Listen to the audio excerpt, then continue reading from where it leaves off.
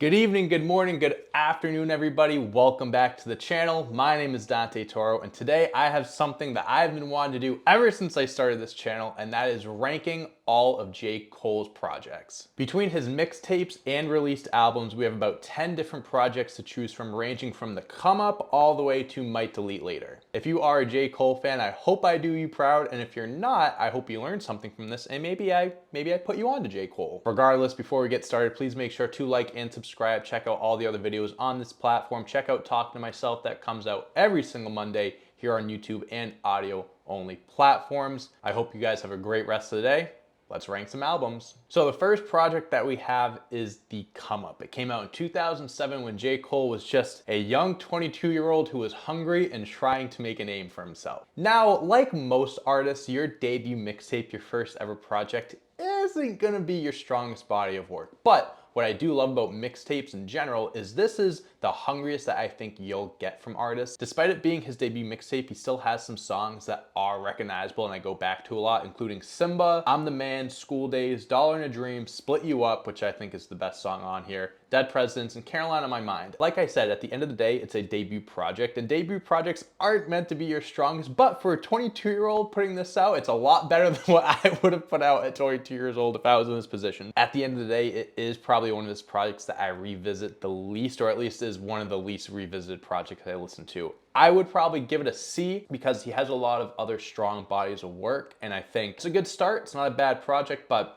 we have ways to go. The next project we have is The Warm Up, and this was the very first project of J. Cole's that I was put onto. I was about 12 or 13 years old. I was with my cousin Tyler. He played me a few songs from this mixtape as well as The Come Up, and I immediately was hooked. This is when I started like downloading mixtapes online, like Dat Piff live mixtapes and all that shit. So this project, The Warm Up, genuinely opened the door to so much other music that I was unfamiliar with before. I was genuinely counting down the days for this project to be re-released on streaming, because once we saw the podcast episodes come out of J. Cole's podcast and we saw The Come Up, The Warm Up, and Friday Night Lights, all of us collectively started to get hyped up thinking that we were gonna get those projects. And after we got The Come Up, we knew The Warm Up was coming, and I couldn't have been more excited. So when this finally got put on streaming services, I was overwhelmed with emotion. I was very excited because some of the songs on here are, I think, some of his best songs ever. Can I Live, I Get Up, Dreams, Getaway, Hold It Down, and Lose My Balance. Genuinely 6 of his best songs. This mixtape is a forever classic. Originally, I was gonna put it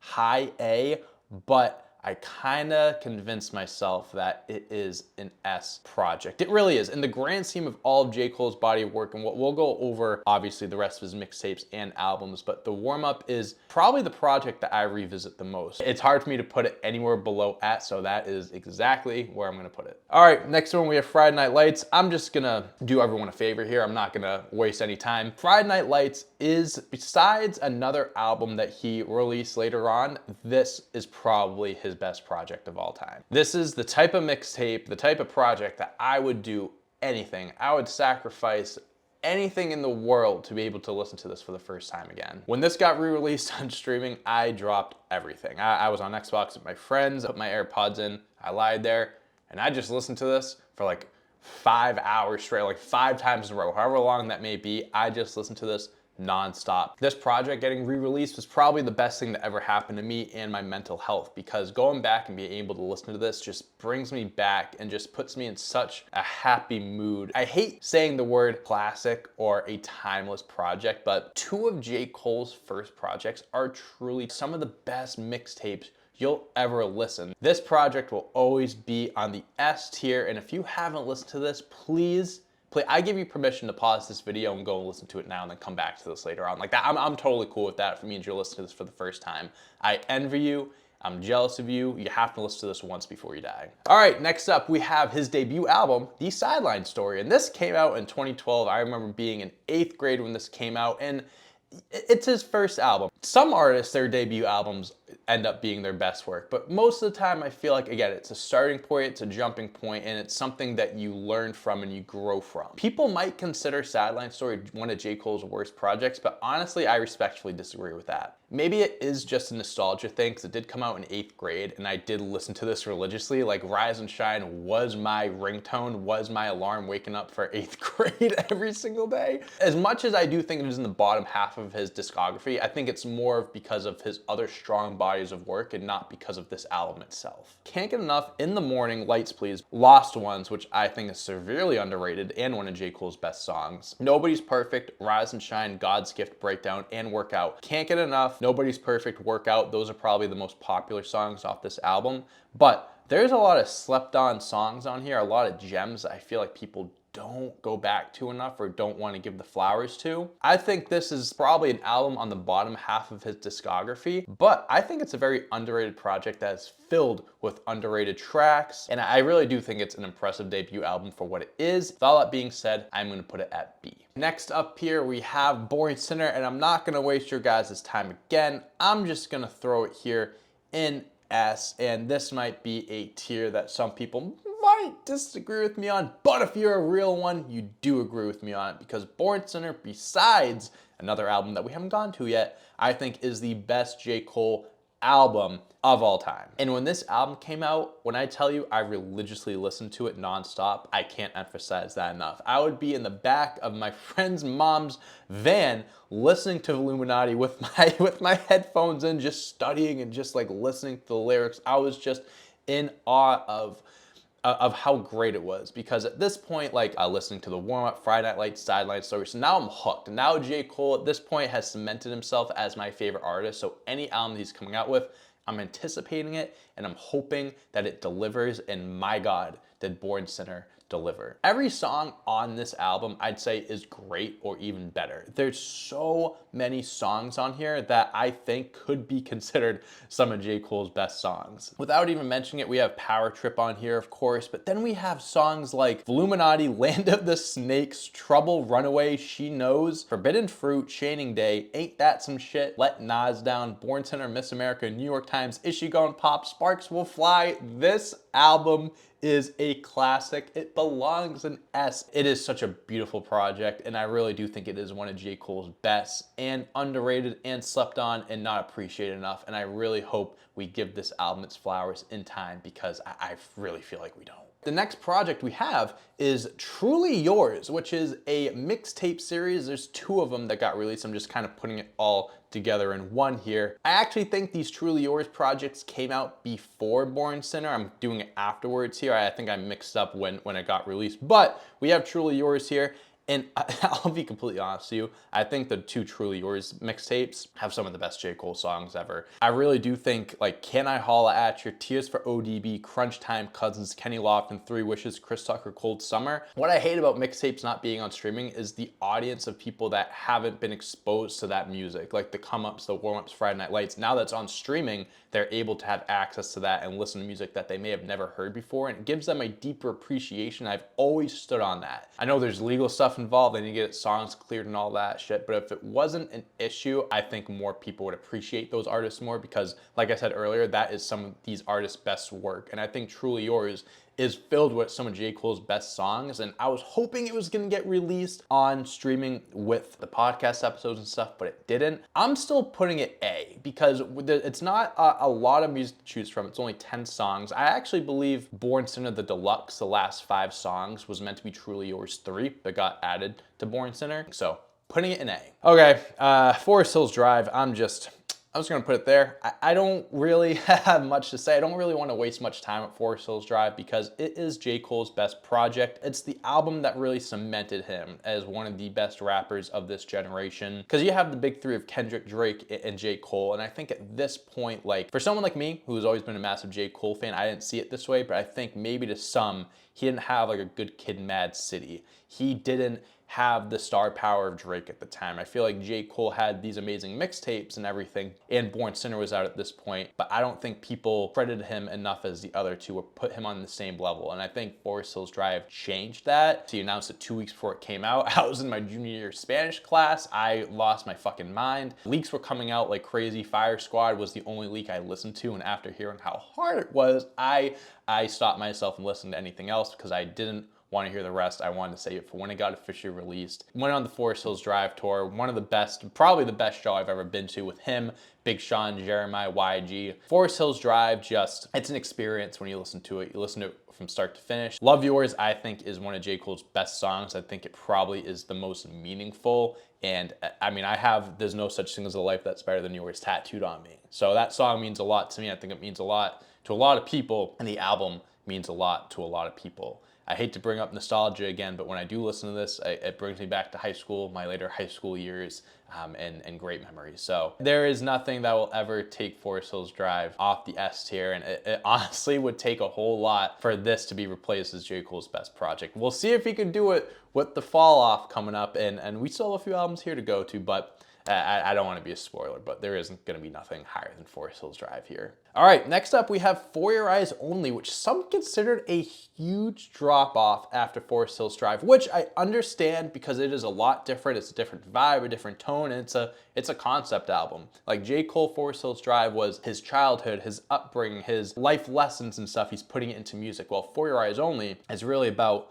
something completely different, much more darker and serious, you can say. I think For Your Eyes Only it's a quick 10-song concept album that it's filled with deep, meaningful songs that I feel like if you listen to it, you want to listen to it more and more and more. I think it's an album that really grew on people and aged like fine wine as time went on. I think it didn't hit when it first came out, but here we are in 2025. I think people do appreciate it a little bit more. I think For Your Eyes Only is J. Cole's best song ever. Like Love Yours, I think is my favorite, but For Your Eyes Only, I think rapping, storytelling, whatever it may be, For Your Eyes Only is his best song ever. Deja Vu, it's a shame because when Deja Vu came out, people were like, oh, he stole it from Bryson Tiller. It's the same beat as Bryson Tiller. The story behind it is that Bryson Tiller's like manager or whatever it was took the beat and then they made it into what it was Don't or Exchange. I forget what the exact song was called, but they took it and then J. Cole, like he still ran with it. He didn't steal it from anyone. I think if Bryson Tiller's song didn't come out, I think this would have been a more popular song. That's the point I'm trying to make. Bryson Tiller's song